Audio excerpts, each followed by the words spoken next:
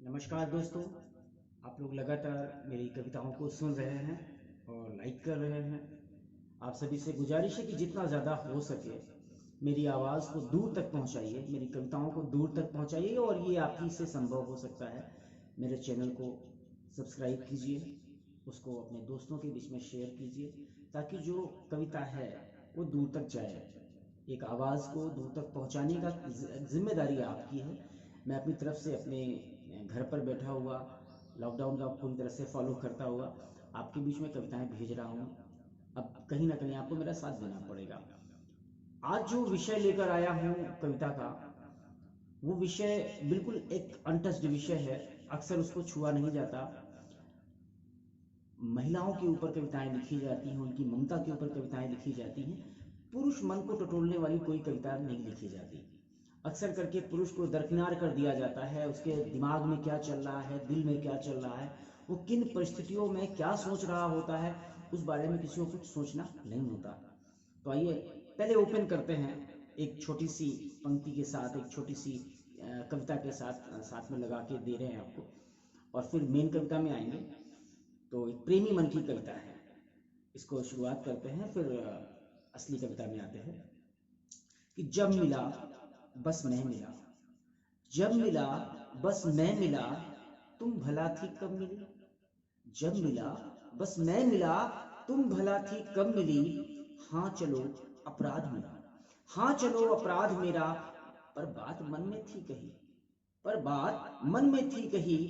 क्यों समझ लेते हैं सभी पुरुष मन बस श्राप है। क्यों समझ लेते हैं सभी पुरुष मन बस श्राप है। भावना की बूंद भी ना, भावना की बूंद भी ना, बस हवस है पाप है। हाँ हाँ भले वह पहल का हर बार ही करता वरन। एक पुरुष के लिए जरूरी होता है पहल वही करता है। हाँ भले वह पहल का हर बार ही करता वरन, पर भला क्यों ये समझ है पाप उसका आचरण। हमेशा उसका आचरण पाप नहीं होता है। आइए पुरुष को समर्पित यह कविता आपके सामने शुरुआत करते हैं। हाँ नहीं है आसान एक पुरुष का जन्म, बिल्कुल नहीं है, बिल्कुल नहीं है, क्योंकि माँ के गर्भ से जो संघर्ष करता हुआ बच्चा बाहर आता है, वो पुरुष है या भविष्य की स्त्री है, कष्ट उसको उतने ही सहने पड़ते हैं।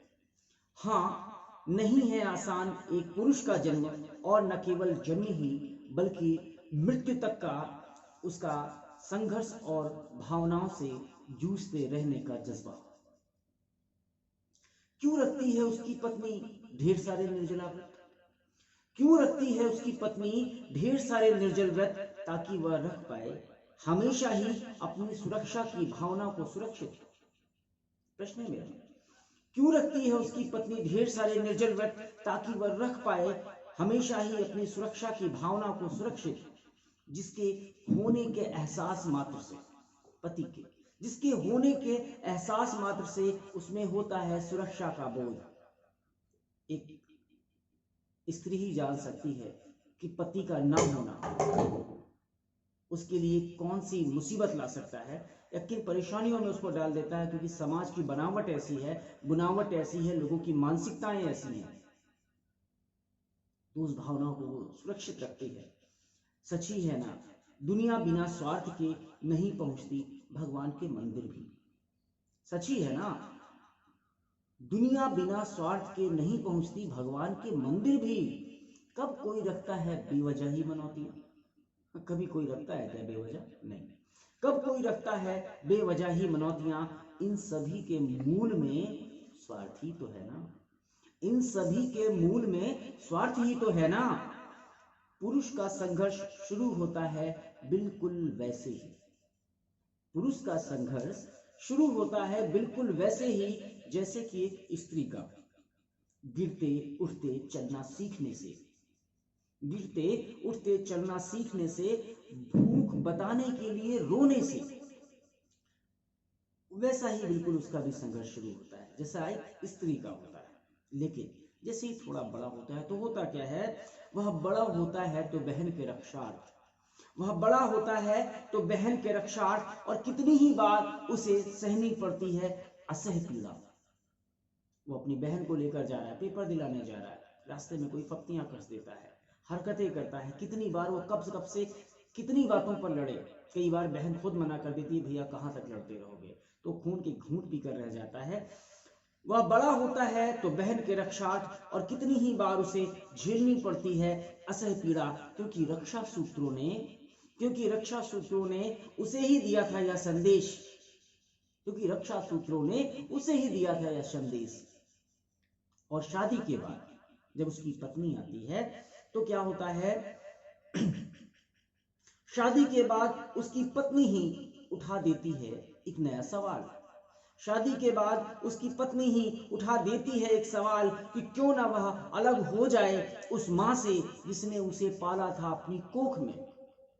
क्यों ना वो अलग हो जाए उस मां से जिसने उसे पाला था अपनी कोख में, और उसकी भूख के लिए खुद अपना ही तन काट डाला था, और उसकी भूख के लिए खुद अपना ही तन काट डाला था। भावनाओं की ऊहापोह में फंसा हुआ पुरुष नहीं ले पाता निर्णय। भावनाओं की ऊहापोह में फंसा पुरुष नहीं ले पाता निर्णय। किस बात का निर्णय लेना है? वाइफ कहती है, बीबी कहती है, माँ को छोड़ दो, मैं इस घर में नहीं रह पाऊंगी। माँ चाहती है मेरा बच्चा कहीं ना जाए, लेकिन होता क्या है, जीतता कौन है और हारता कौन है? भावनाओं की ऊहापोह में फंसा हुआ पुरुष नहीं ले पाता निर्णय, लेकिन अंततः जीत जाती है वह नई स्त्री। अंततः जीत जाती है वह नई स्त्री और हार जाती है वह पुरानी माँ। और वास्तव में कौन हार जाता है? वह पुरुष, जो माँ को छोड़ना नहीं चाहता था, लेकिन वह हार जाता है। हार जाता है वह पुरुष और हार जाती है वह पुरानी माँ। बच्चों के लिए वह बाप बनता है, बच्चों के लिए वह बाप बनता है, अपने दुखते कंधों पर भी उन्हें उठाए रखता है। उनकी हंसी के लिए अपने कपड़ों में, अपने खर्चों में हर दिन करता जाता है कमी, हर दिन करता जाता है कमी। करवा चौथ की साड़ी के लिए, गृहस्थी की गाड़ी के लिए मुरझाई आंखों में केवल इतना ही सपना शेष रह जाता है कि जो वह ना कर सका अब कर सके उसके अपने ही बच्चे। अपने बच्चों के निमित्त वो जो सपने अपने उसने चकनाचूर कर देते, अब सारे के सारे सपने अपने बच्चों के निमित्त देखना शुरू कर देता है। अपने खर्चों में कमी करता है, अपने कपड़ों में कटौती करता है, और अब उसके सपने किसके साथ जुड़ जाते हैं? उसकी संततियों के साथ जुड़ जाते हैं। वो अपने सपनों को मार देता है। मुरझाई आंखों से केवल इतना ही सपना कि जो वह न कर सका वह कर सकें उसके अपने बच्चे। और थक हार कर भी उसे एहसास होता है, उसे भी एक एहसास होता है। पत्नियां अक्सर इस एहसास को समझती नहीं।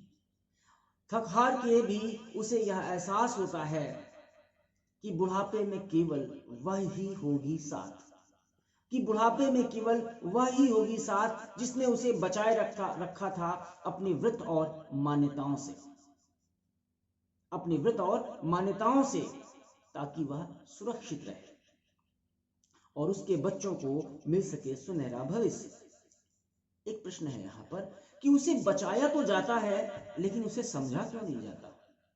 उसे बचाया तो जाता है, लेकिन उसे समझा क्यों नहीं जाता? लंबे जीवन की उस कामना में तात्कालिक रूप से केवल स्वार्थ ही तो होता है ना, तात्कालिक स्वार्थ ही तो होता है ना। और वह पुरुष जिसे दरकिनार किया जाता रहता है सारी जिंदगी, उसके पितृत्व को भी कभी नहीं सराहा जाता, क्योंकि शब्दकोश में मिल जाती है मां की ममता को जगह, लेकिन उसकी बापता को कब किसी ने सराहा? उसकी बापता को कब किसी ने सराहा? उसे पूरी जिंदगी सुननी पड़ती हैं केवल फरमाइशें, केवल फरमाइशें, और दबा रहता है वह हमेशा ही अकर्मण्यता के तानों के नीचे। उससे हमेशा ही एक प्रश्न होता है अपेक्षित कि तुमने किया ही क्या है, तुमने किया ही क्या है। यह प्रश्न उससे हमेशा अपेक्षित होता है। भावनाओं के बोझ में दबा, तानों और शिकायतों को झेलता, न रोने की पुरुषवादी छवि में बंधा, वह हमेशा पीता जाता है अपने आंसू और तकलीफ। वह हमेशा पीता जाता है अपने आंसू और तकलीफ, लेकिन फिर भी सबको जीवन देने के लिए वह जिंदा रहता है, वह जिंदा ही रहता है। कई बार तो जिंदगी के मायनों के बिना भी।